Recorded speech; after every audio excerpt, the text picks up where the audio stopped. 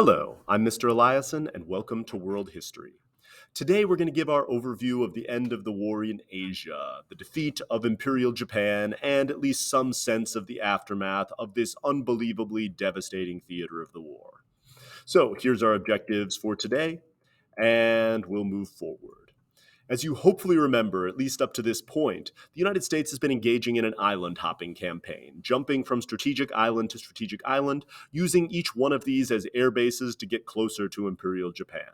At the same time, the Japanese Navy is reaching their breaking point at this juncture of the war. After the Battle of Midway, a number of Japanese aircraft carriers were disabled, and it's really at this phase of the war that the increased manufacturing power of the United States really starts to outstrip the Empire of Japan. The United States is pouring out new styles of planes that are more heavily armored, new aircraft carriers with armored flight decks, new types of support ships that have much more effective anti-aircraft defenses. And so the capacities of this new and improved U.S. Navy is really on full display during the Battle of the Philippine Sea. The United States is moving to try to start a campaign in order to retake the Philippines and get closer to Japan. The Japanese launch a massive sort of last gasp, I mean, not totally last gasp, but one of their last major offensives against the United States in the Philippine Sea. And the end result of this, take a moment and read. This battle becomes known as the Marianas Turkey Shoot because of how absolutely one-sided it becomes. The Japanese planes do not even really reach their objectives for the most part. They are destroyed by the more technologically sophisticated U.S. planes and the new radar-guided bombs and some of the other technologies that the U.S. has developed in order to increase their anti-aircraft defenses. The Japanese fleet is thoroughly defeated, and it's really at this point and going forward that we start seeing the rise of sort of the hopeless kamikaze suicide attacks that most people know about the Pacific theater. Battle of Saipan in the aftermath of the Philippine Sea is noteworthy both because it's another incredibly bloody jungle campaign fighting sort of these search and destroy missions throughout the jungle. And it's also the first place where we start to see the large scale Japanese banzai attacks, these sort of suicide attacks by Japanese soldiers, and where we see the fact, like, where the Japanese really establish what the cost of this campaign is going to be for the Americans. So take a moment, pause, and read. This is Hiro Onoda, who was one of the Japanese soldiers who would end up continuing to fight on the islands of the Philippines until the 1970s. So take a moment, pause, and read.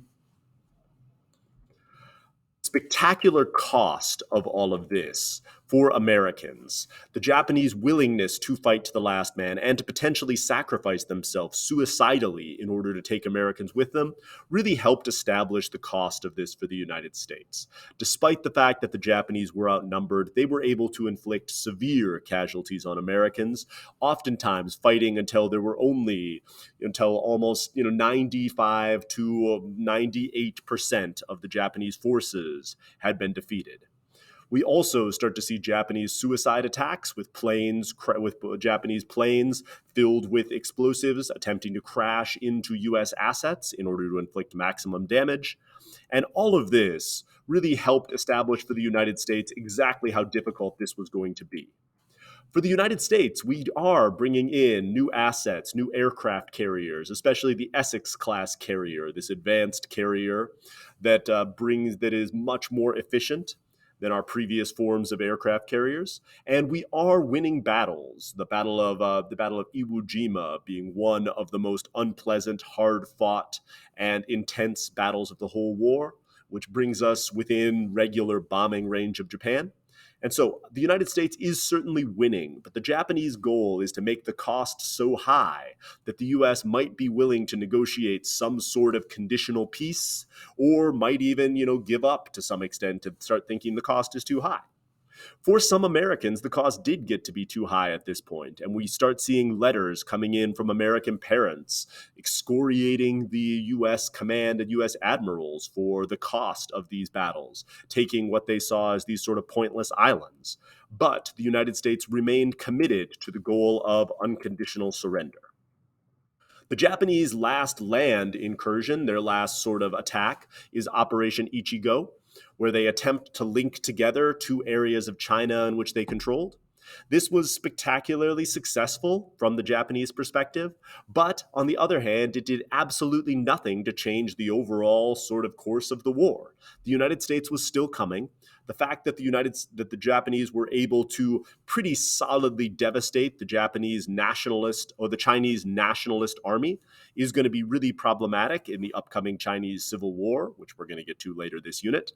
And so, and the Soviet Union is beginning to enter the war against Japan, starting to move into Manchuria. And so the Japanese are absolutely doomed. And sort of like Hitler's Battle of the Bulge, the Ardennes offensive, they launched their last assault not against the communists, who they ostensibly hated, and not against the Americans, who were inexorably coming from the Pacific, but against the nationalist Chinese. And the effect on Chiang Kai shek's forces is absolutely devastating. And so, as far as things that paved the way for the collapse of nationalist China, Operation Ichigo is pretty important here. The United States takes the island of Okinawa, this island just slightly to the south of the main Japanese islands. The battle is incredibly fierce. Okinawa, we also see mass suicides of civilians and soldiers, massive amounts of suicide attacks, highlighting what the cost might be if we invade the main Japanese islands. It takes us almost 3 months, and the Japanese again fight almost to the last man, with only 100 Japanese troops, only about 2,000 Japanese troops surrendering out of a defense force of almost 100,000, highlighting the spectacular cost of these offensives. For the Japanese, we again see the hopelessness of their situation. So take a moment, pause, and read. Air raids are becoming a common thing, and strategic bombing of the islands of Japan is going to start happening on the regular. Up until this point, high-altitude bombers had attempted to destroy Japanese cities, but it's really in this era that we have start having the low-altitude nighttime bombers, which were much more effective at creating the devastating firestorms that really destroy Japanese cities. As you can see on this map, all of these Japanese cities were destroyed or substantially damaged by this strategic bombing. And we can see here, take a moment, pause, read. Similarly to the morality of strategic bombing in Europe, strategic bombing in Asia had a spectacular cost. We've now established that this is a total war and there's no such thing as a non-combatant. And so American planes begin obliterating Japanese cities, including Tokyo. The American General Curtis LeMay is kind of the architect of this strategic bombing campaign, with the goal being destroy the Japanese ability to resist. In the end, both the United States and Japan have new leadership before the end of the war. America's perpetual president, Franklin Delano Roosevelt, dies, and the presidency passes to his vice president, Harry Truman. Hideki Tojo is overthrown and resigns from his post, with the war now being hopeless. He attempts suicide, but survives. And the new American president, Harry Truman, now needs to make a difficult decision. Do they continue traditional bombing of Japanese cities, isolate and cut off the Japanese from foreign food supplies, and hope to starve them out in a protracted siege? Do we invade the islands of Japan, what is called Operation Downfall, which might have, on the low end, led to 1 million American casualties, and the Japanese casualties are really much, much, much higher than that? Or Truman has another option. Secretly, the Manhattan Project in the deserts of New Mexico has been developing a super weapon, an atomic bomb. Does Truman use this atomic bomb to attempt to force the Japanese to surrender with the spectacularness of its destructive power? In the end, Truman does drop the atomic bomb on Japan, first on the city of Hiroshima, which was previously mostly untouched by traditional bombing. The Japanese then refuse to surrender, and so the city of Nagasaki is leveled by a second atomic bomb. The atomic bombing of these two cities does lead to the unconditional surrender of Japan, and the destructive power of these bombs is actually somewhat more than had been previously thought. And so the destruction is pretty extensive, and the effect on the humans there is pretty horrific. So if you're interested in this, take a moment and go do a deep dive. There's lots of resources out there about the effects of atomic bombing. We're not going to get into it in this video, so let's move forward. But here's what it was like to survive an atomic bomb. So here's a Japanese survivor. Take a moment and pause and read. Obviously, the horrificness of the atomic bomb and the unbelievable suffering of the people that it was dropped on made some people question the morality of it. But for many Americans, this was justified, both because the Japanese started this war. Traditional bombing had already destroyed most Japanese cities. The Japanese had shown themselves willing to potentially fight to the last man. And this would save American lives and bring the war to a more complete end. World War II, if World War I hadn't already destroyed any illusions that war is glorious and heroic, World War II really dispelled the rest of these, because all of this is unbelievably awful. Japan unconditionally surrenders. The United States occupies the islands of Japan and takes responsibility for rebuilding, which we're going to get to in the next lesson. And the use of the atomic bomb, and especially the American monopoly, is going to kick off an arms race and create tension, especially between the United States and the Soviet Union, who were pretty closely and tightly allied through the course of the war.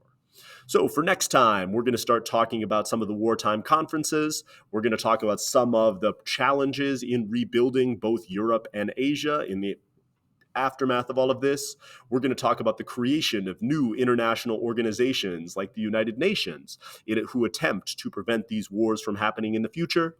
And we're going to start looking at the growing disagreement between the United States and the Soviet Union, who had never been on the best of terms and had always been sort of allies of convenience, but now are going to be much more hostile towards each other. So here's your objectives for today. Take a moment and make sure you can answer these. And for next time, we'll try to talk about all of the implications of World War II. So thank you for listening.